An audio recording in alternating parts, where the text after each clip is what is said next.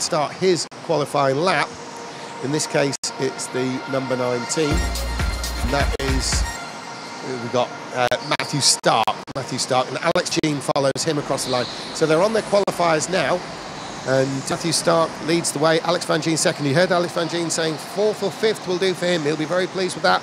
I think that's game on in this race for him. Anwar Brule-Smith has gone through to start his lap. So has Remy Drazga. And Conor Marsh. And Marco Brem too. Nearly everyone's out there. It's Shechel and Kevin Gelly-Ruffat there are yet to start their times, which they're beginning now. And they're all on their qualifier. And in fact, there goes Stark. Stark sets his lap time. Here comes Van Gien, Alex Van Gien, and Van Gien has moved up. Well, he's 3rd place at the moment. And the times are coming in Piscors, and Robin Kassam's gone second. Anwar Brule-Smith to 2nd place. It's still Stark who's 1st. This is incredible. Conor Marsh has gone 3rd. Remy Drazga to 4th.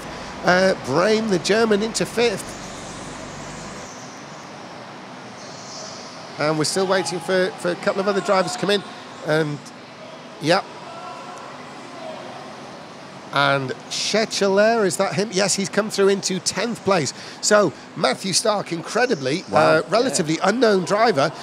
He, of course, was the absolutely karting lightweight champion last year. So he does have a championship to his name, but not somebody we've seen here in the British Rental Kart Championship. He has only gone and put it on pole position ahead of the likes of Anwar Brule-Smith and Conor Marsh. Well, incredible. The team name is Bandits, Western West Bandits. So that is probably a good description of what he's doing to us.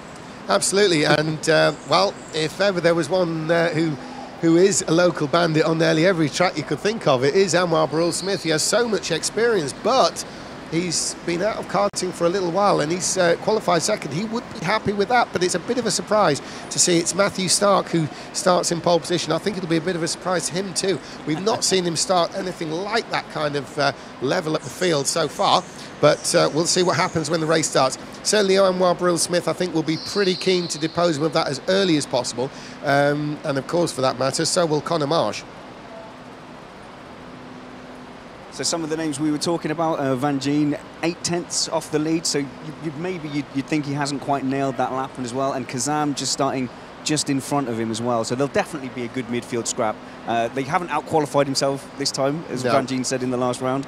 So interesting to see him possibly hunting this time. Yeah, well, Van Gien was thinking aiming for 4th or 5th. That means he's got to actually move forward now. It's not. I was actually, to be fair, I was expecting him to qualify there, if I'm honest. But he's a little bit further down than what I thought, probably what he thought. Slavik Piscors is probably the one most out of place there in 8th place. Slavik Piscors, naturally, we've seen him win BRKC heat races before more than once. He's languishing down there in 8th. But really, that's going to be pretty strong over 2nd place, isn't it? Anwar Brule-Smith, Conor Marsh, Remy Drazga.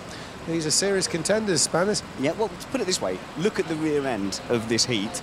They're not mugs, are they? So it's going to be really interesting and fun watching them fight through. Yeah, there's not a single mug in the place, and certainly Piscors and Van Gien are more than capable of making progress forward in this race. Marco Brame's going to be interesting to watch in 5th place. He's not somebody we know at all, but like everybody, he comes armed with his own championship credentials from from previous events. Not in the BRKC though, so a new one for us. Now it looks like they're pretty much in position. We're just waiting for the marshals to get things rolling. It looks like maybe somebody's had a switch of carts. Was there anything going on in the pit lane, Spanners? I didn't see that, but it's let's have a look as they roll back through. So it's the 21 plated Schizgel.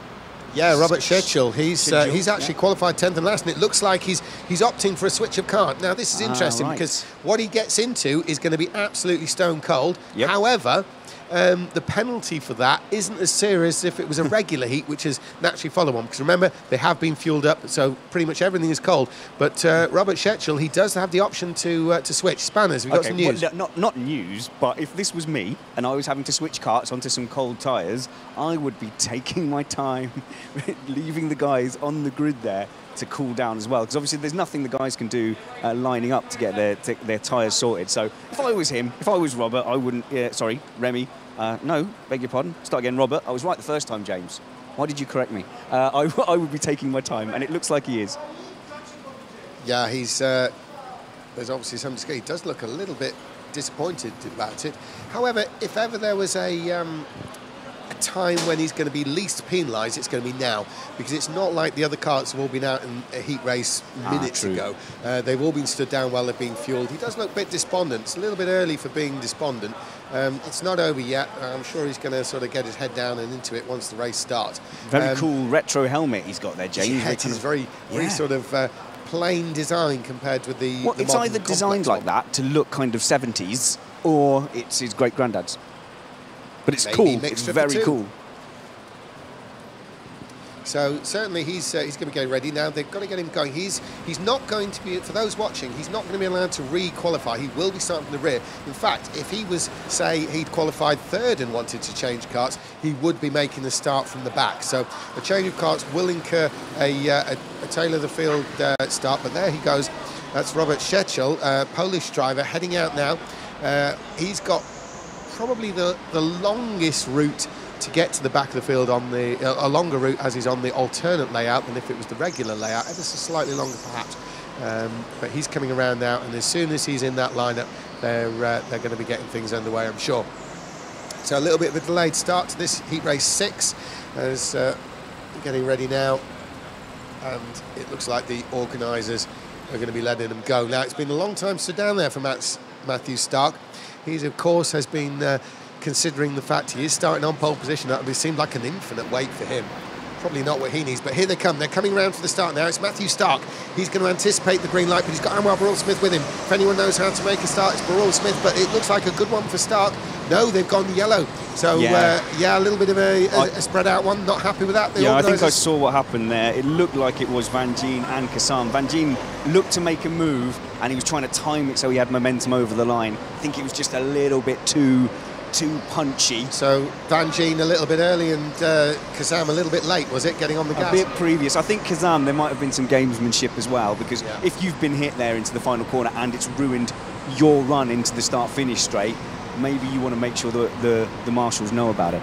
Yeah, of course the pressure is therefore on Matthew Stark to judge it, so that really no one's speeding up, slowing down. They're sort of maintaining constant speed. He chooses, of course, when to actually get on the gas, but the earlier he gets on the gas, the more he risks a false start, and of course that's not going to do his thinking any good.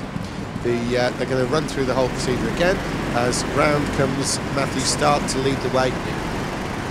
Of course, relatively inexperienced with BRKC leading these starts, because obviously it's only his second BRKC race. Now, away they go. So it's Matthew Stark in the lead, Anwar Burrell-Smith behind. The start is good. They've got the green light, and it's Stark with the lead. Alex Van Gien, Conor Marsh. And behind him, of course, is Remy Drazga. And I'm sure Anwar Burrell-Smith is going to be pretty keen to take to the front as soon as possible. So Stark is going to be really facing a bit of a rear guard action straight away. They're coming onto the backstretch. As we look on camera now, there he is, Stark in the lead. Anwar Burrell-Smith second, and Conor Marsh third, with Remy Drazga fourth. And there's Slavik Piskorski in those very visible purple overalls. So Stark across the line with Burrell-Smith, a little bit of a gap actually to Conor Marsh, and a little bit of a gap at the tail there with Kevin Gelly-Ruffat, the Frenchman, Robert Szechel, who we saw switch karts, and he's actually passed. He's actually moved up into 9th. So Robert Szechel in the replacement kart has moved up into 9th place. Now, round they go. It's Anwar Burrell-Smith who's taken the lead. Anwar Burrell-Smith has gone into the lead, anticipating an early run there by Burrell-Smith. Now, the pressure's on Conor Marsh to go with Burrell-Smith if he needs to, but we know Conor Marsh is not afraid of coming in the pits early. Is he going to do it this time? No, he's not. But if he feels like he's struggling behind Stark, that's all you can expect to see the youngster from Northampton in the pit lane straight away. So, Anwar Burrell-Smith appears to be pulling out a little bit of a lead as they are rounding that top part there. Anwar Burrell-Smith with a bigger lead than before, and it's Stark with Conor Marsh. Spanners, you can probably see him down the backstretch. Anwar Burrell-Smith looking good. Well, on the previous lap, no one came in because I think everyone had a good look at the battle they wanted to be in. Suddenly, there seems to have been a gap that's opened up behind Remy Drazga, and so now you're thinking, well, look at the likes of Van Gien and Piskorski, and in fact, coming into the pits now is the kart changer is Robert Scheisgel, who's coming in, and he stopped short of the line, so he's had to drive forward again to make the sensor go off. He's got his head in his hands, but he needed to pit. He had to pit. He found himself at the back, and he was losing places as the car in front of him was losing pace with the main pack. Yeah, I think he's got himself a bit flustered there, Spanners. It did look like the kind of errors to make when flustered. Meanwhile, his friends were being very understanding, James, from the sideline. Absolutely. As Anwar Burrell-Smith manages to increase his lead, he's gaining all the time over Matthew Stark. Now, Matthew Stark is remaining in second place. Conor Marsh is unable to pass. Equally, Drazga is unable to pass. As we look at Stark there in the blue overalls with the white helmet, and that is Conor Marsh who chasing him down. So we're looking, that's Anwar Burrell-Smith with the lead on screen there. There's Stark, and there's Conor Marsh and Drazga, followed by Robin Kassam. Now, Robin Kassam is in 5th place, but he's not really able to challenge Drazga. In the pits. Conor Marsh is coming into the pits. He looks like he's being very aggressive and no problems at all getting away. So an early roll of the dice to get him out of the pack. It worked for him last time. I'm not surprised at all. In fact, I've just been looking at him every time through as if he's going, expecting him to come in the pits, and he has done it. Now, the big question is, he pitted there, so he thinks he can run faster on his own than he can following Matthew Stark. Now, Matthew Stark, of course, was losing ground to Anwar Burrell-Smith, and that's exactly what Conor Marsh will have had in mind. So, that puts Remy Drazga up into 3rd place, and Robin Kassam in 4th, and Marco Brem into 5th.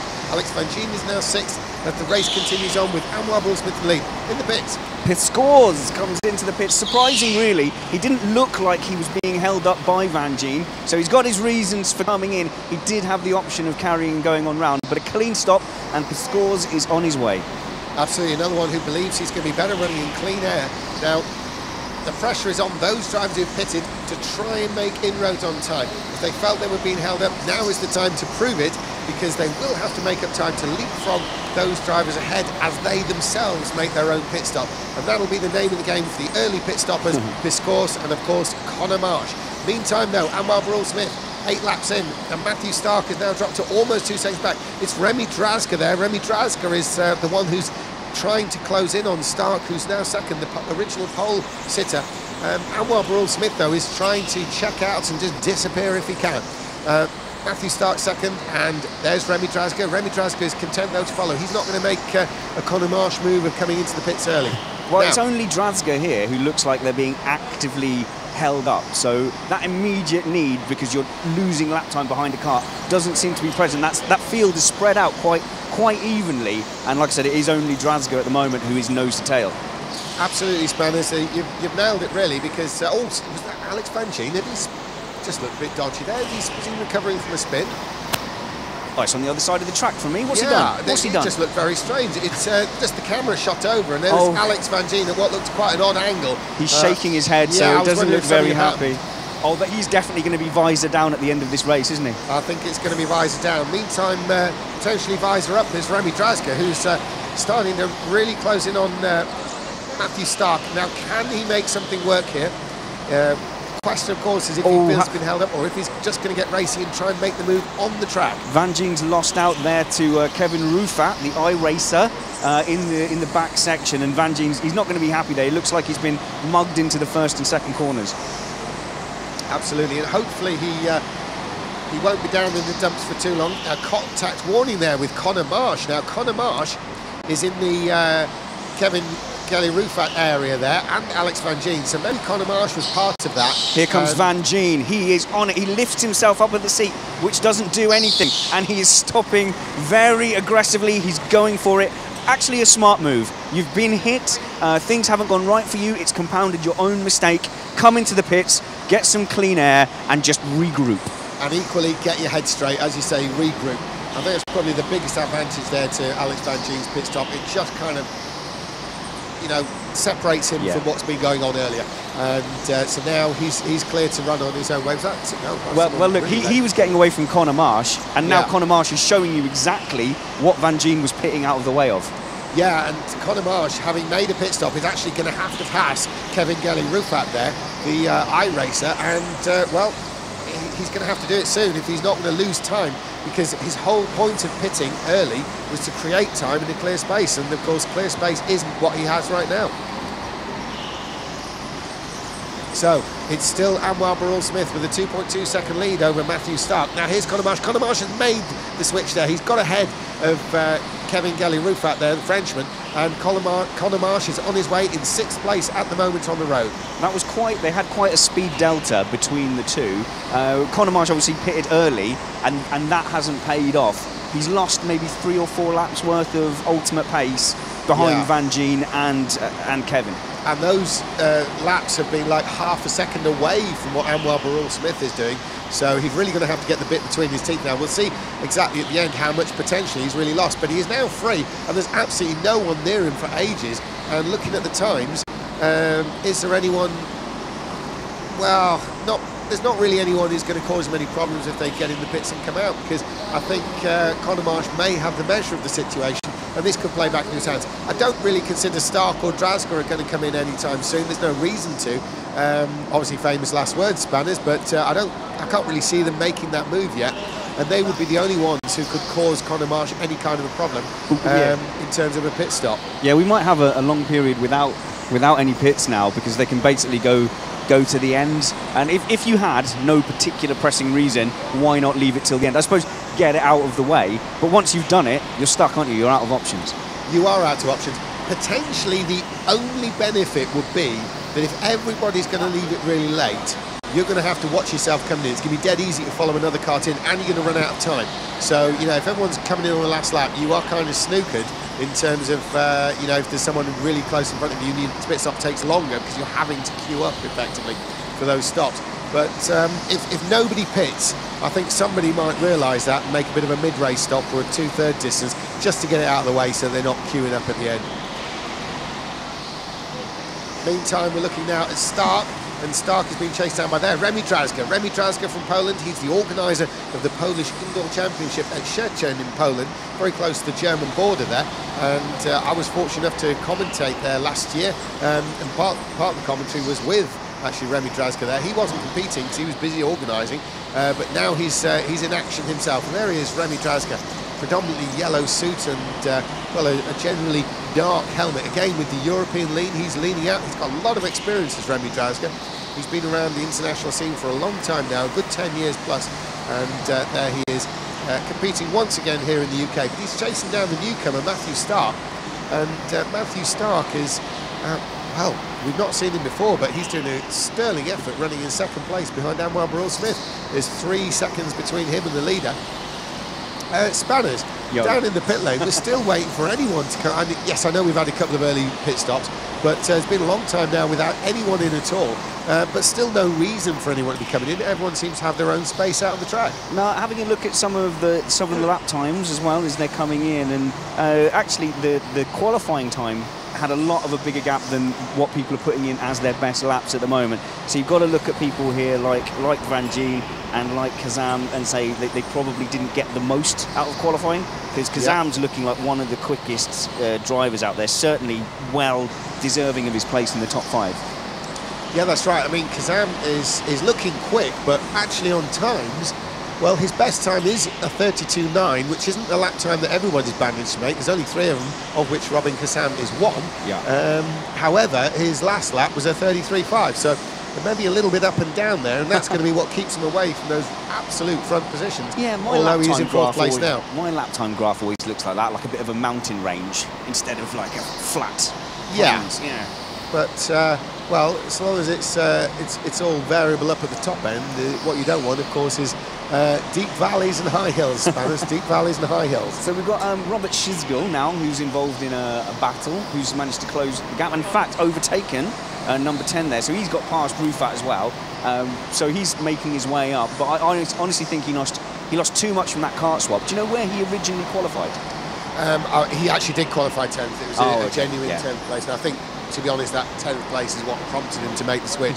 So it wasn't like he qualified well up but thought, you know what, I'm going to have problems with this later on. He felt there was something a bit iffy. First of all, he wasn't happy about right off the bat. He's not going around at 10th place pace, if that makes sense. No, let's have a look at him.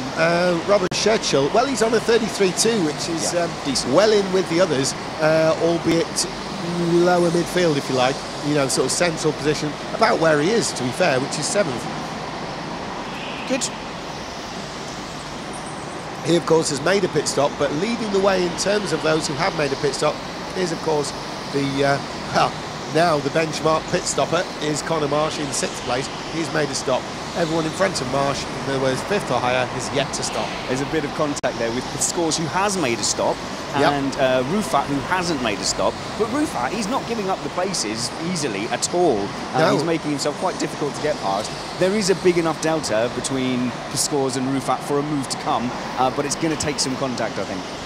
Yeah, I think Piscourse, well, he's got to fight his way through. I mean, you know, Kevin hasn't pitted, but Piscourse has no idea how late he's going to leave it. If he knew he was going to... Oh, he's waving his arm. Is he coming in, the Frenchman? Yes, he's in. Here he is now, Spanners. That's how really helped Piscourse. Yep, there we go. I think that's quite gentlemanly of Rufat, actually, to come in there. He may have just realised he wasn't battling Piscourse, but he's now going to find himself out in front of Robin Kazam and Marco Brem. Right, well, that's going to be very interesting. Robin Kazam, we know, is running in 4th, and Brem is in 5th. Now, neither of them has stopped. Of course, if they feel, when they catch Kevin Gelly Rufat, that they are running so much faster, that may prompt a pit stop, which, to be honest with you, with 5 minutes to go, I think would be a reasonable expectation. There's Kazam. He's actually in sight there of Kevin Gelly Rufat. Now, Gelly Rufat is running in 10th place, and Kazam is running 4th, so it would really be quite a sensible move if Kazam is going that much faster to pit as soon as he catches him, really. What's the blue flag situation? Well, the blue flag situation is that there's no reason why... there is a reason why Kevin would get the blue flag.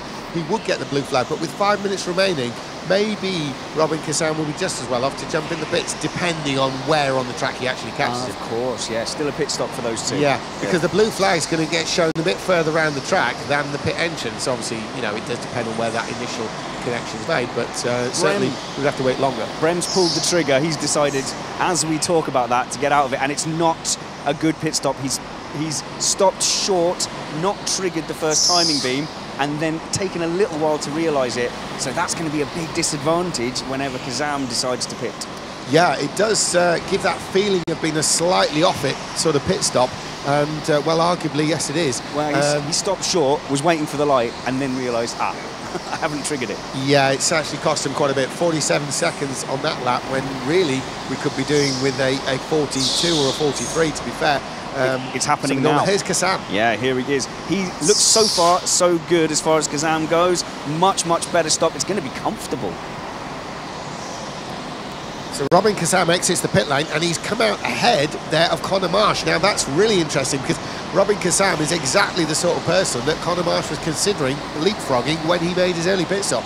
This time it hasn't worked out quite so well for Conor Marsh, perhaps. And if he tackles Kazam, he's going to have to do it on merit on the track rather than by, you know, dint of being able to make up that time with his pit stop. So Conor Marsh not seeing quite the same benefits from his early pit stop as he did before. Well, what did we say, you know, when Conor was losing time behind Van Gien and Rufat, and we said this is really costing him? Yeah. There's the price that we've just seen. And right there is where it's cost him, isn't it? Right there is where it's cost him. He could ideally have done with leapfrogging Kazam, which of course is the whole point of that early pit stop. Not really worked out for Conor Marsh, but there's still 3 minutes to go. There's still some scope. Now, talking of scope, Matthew Stark, who's still second, has been caught properly by Remy Draska. Remy Draska is a lot closer than before. The two have yet to stop, and there's only 3 minutes to go, so we can expect to stop any minute now, including the race leader. But certainly those two, first, second, third. Oh, there's Draska. Draska makes a move, and Draska takes the position. Unseen by you, Spanners, but now they're down the backstretch. There's Draska up front, and he's past Stark, and there's Van Gien. Van Gien looks quite close, doesn't he? But he is, of course, a lap more. So, in the pits there, here he is. Let's have a look. We've got Drasda coming in the pits. It's all looking smooth so far. Gives himself a little nod of the head, like a yes, well done, Remy, you've done it. Round of applause from the contingent down here in the pits from his team, and he's away. Absolutely there. Remy Draska, he's in a good position here. He's still in third by the looks of it. We'll see how that does shape out, but I think he's good for third position in this race overall. Still Anwar Burrell Smith and Matthew Stark to pit. It's good job Anwar Burrell-Smith has got a bit of a lead because he clattered the entrance to the pit lane, definitely bothered it. He's going to come out behind, but ahead of, if you know, but behind on track of Alex Van Gien as number 19, Matthew Stark, gets away as well, and he's going to come and slot in just behind number 15, Remy Draska. Absolutely, Remy Draska's got exactly what he wanted, because although he had passed Stark, what he didn't need was any problem with the pit stop and come out behind Stark. And as it happens, he's probably a little bit more clear. It's not very far, you know, it's only about 3 or 4 kart lengths, but he's certainly got a little bit of a more comfortable gap perhaps than he would have had. There's only a minute and a half to go. We're looking at Anwar Burrell-Smith, the race leader. He's got Robin Kazam with him. And, well, Robin Kazam, of course, is a lap down because Anwar Burrell-Smith, yes, he's made his stop. What's all this about? Because I'm seeing Kazam. Surely Anwar Burrell-Smith isn't that far up the road that Kazam's a lap down. I'm sure I'm seeing Kazam chasing down. They've both No, pitted. Sorry, I'm looking at Conor Marsh. My fault, Spanners. Looking at the wrong car. Conor Marsh has passed Kazam, and Conor Marsh is 4th.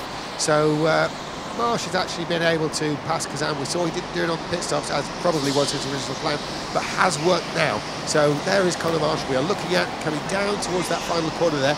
We're in the final minute of the race, so probably only 1, maybe 2 laps left for the race leader, Anwar Burrell-Smith. There is Conor Marsh we're looking at now with Kazam coming across the line, and look at that. So round the corner they go. Anwar Burrell-Smith still in the lead, and the checker flag, well, it's going to be coming out very soon. We've got less than half a minute now, and we're going to be bringing that one out very soon, I think, because here comes Anwar Burrell-Smith. It's going to be the final lap he's starting. He's running in front of Alex Van Gien on the road, which I believe is going to be a lap down. Yes, a lap down. Yes, it is. Yeah. And there's Stark, and Stark is trying to chase down Draska, but Draska looking ever more convincing in 2nd place. Spanners, I think Draska may have this 2nd place. It looks that way. I bet on Anwar, didn't I? Not so good for Marsh for you. I think the qualifying probably did for him. A 5er, we said, I think. Well, he took the punt on that early pit stop, and I don't think it's worked out quite as well as he'd hoped. It did to an extent, but he only got himself halfway up the field with the pit stop. This is where teams... The checkers out, Spanners, so Anwar Burrell-Smith has won. There comes Remy Draska across the line, and there is the 3rd place Matthew Stark. That's still a great performance there. There's Conor Marsh, and there is Robin Kazam. Marco Brem's going to be the next one through. There he is, taking 5th. Schechel, of course. Well, Schechel is coming in 7th place, and well, he's the one who we saw switch karts, Spanners. That's not a bad result. It's not a bad result at all. Anwar actually took a bit of a risk. He didn't. I was looking at the gap. He had enough of a gap. He did not have to be as aggressive into the pits. It really was a substantial clatter, but he's got away with it, and he's going to be happy with that. Yeah, he really seemed to slam it in the pits there, and that was from up here in the commentary area. You down in the pit lane must have had incredible views, Spanners. I did. It looked good. It was very Hollywood and stunty. I liked it. So let's make sure we catch up with Anwar. Yeah, we'll go over to you in the pit lane now, Spanners. You take it away from here. Okay, I'll just make sure I can get a word. Thank you very much. Yeah, Anwar's going to come in. Van Gien's not going to be happy. He's ended up there in 9th place. I think he's talking about some kind of problem with his car, and that's fair. We'll give him that. No, he doesn't look happy. Do you know what? All that pre-race bravery where I said I was definitely going to chase him to the ends of the earth, I'm not going to. Visor down, is it, Spanners? It's not. It's the opposite. It's helmet off. Very, very vocal. But we want to speak with Anwar here. Anwar, come and speak to me. Lights to flag, a very, very commanding performance, but you were pushing right till the end. Big impact into the pit entry. Yeah, actually that was not me pushing, that was me just losing concentration a little bit. I don't know why I did that, but... was it that easy for you out there that you'd lost concentration? No, not at all. If anything, I'm really angry for myself for doing that. But actually, no, it was a good race. I messed up my quali lap, so I knew I had time in hand because I think the difference across the line was like 0.04, so I knew... And I'd hit a wall, so I knew I had at least a 10th or 2 in there. So I thought I'll just go into the race second, just try and make a move early on, because I think I was get backed up. And the door opened at the right time, so I took it. And yeah, from there onwards, I just got my head down and went for it. And from there afterwards, the only thing really, I was just watching a gap, because I noticed that Connor pitted quite early. Yeah, that's right, but he got held up behind Van Gien and Rufat as well. So. Okay, so I saw that he pitted out of behind Matthew, and I thought, okay, well, let's see what sort of pace Connor's got. And I could see the gap was growing, so I felt safe. And then really after that, it was just understanding if I pitted where I'd feed out into. And so you just left it right to the end. Hey, have you had one of these before? Nice and shiny? Oh, there we go. You get one for each win. Congratulations. Thank you very much, Anwar. Aggressive, in control. Back up to James for the next heat.